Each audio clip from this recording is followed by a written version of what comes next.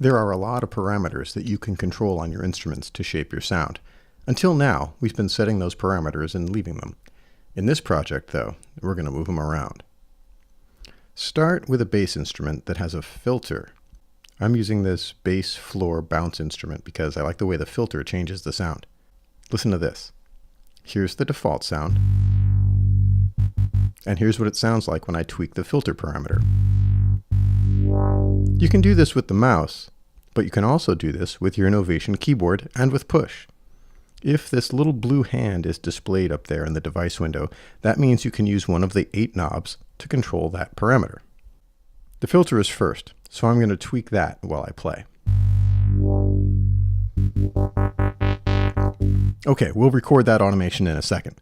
I'd like this bass to repeat at the quarter note automatically, so I'm going to head over to the MIDI effects in the browser and drop in an arpeggiator. Notice that now the blue hand is in the arpeggiator window. Since the arpeggiator window is in focus, Ableton has mapped the controls of the arpeggiator to my device. I'll use my keyboard today, but you can do this with push too.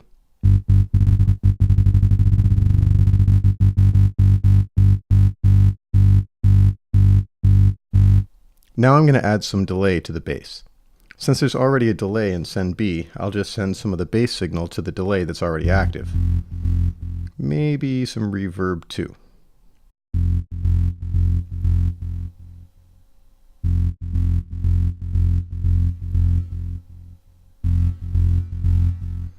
Okay, click on the device window again and tweak that filter.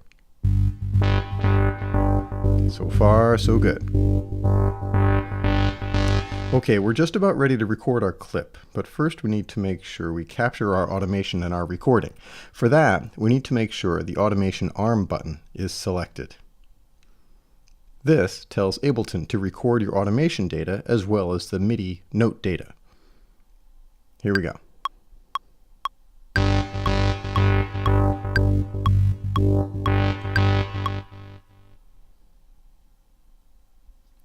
Notice that there is now a little red dot next to the parameter we tweaked while recording. That means automation is present for the filter. Great, let's take a look. Hit Shift-Tab to switch to clip view. Scroll to find your note data, and if you don't see your automation drawn in, click the Envelopes button on the clip window over here and open the drop-down menu. In this bottom drop-down window, we can see all of the parameters that take automation on our bass instrument. On the top, we can choose other devices to automate, like the mixer or the arpeggiator that we added earlier. You can always add automation to a clip. For example, let's add some panning automation to the bass.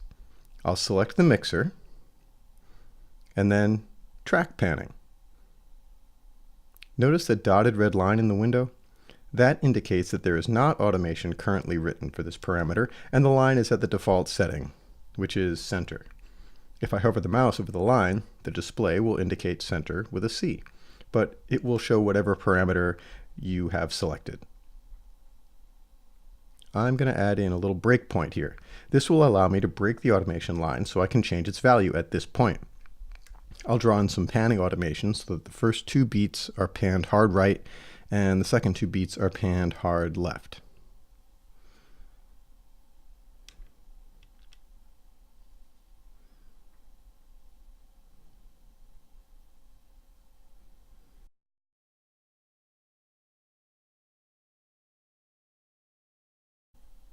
If I wanted to continue this pattern down the entire clip, I could just copy and paste like this.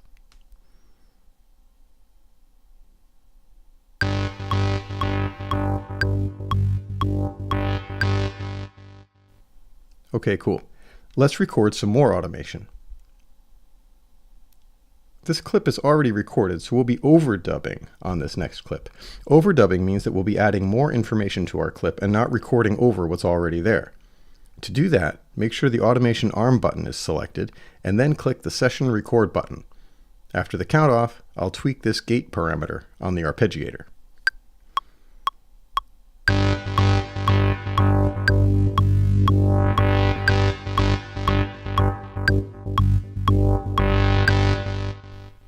So as you can see, automation is a powerful tool. I use it a lot. To get credit for this lesson, make sure you know how to record automation and draw automation into a clip. Practice with a few different parameters, and call me over to your workstation when you're ready to show me your new automation skills. Good luck!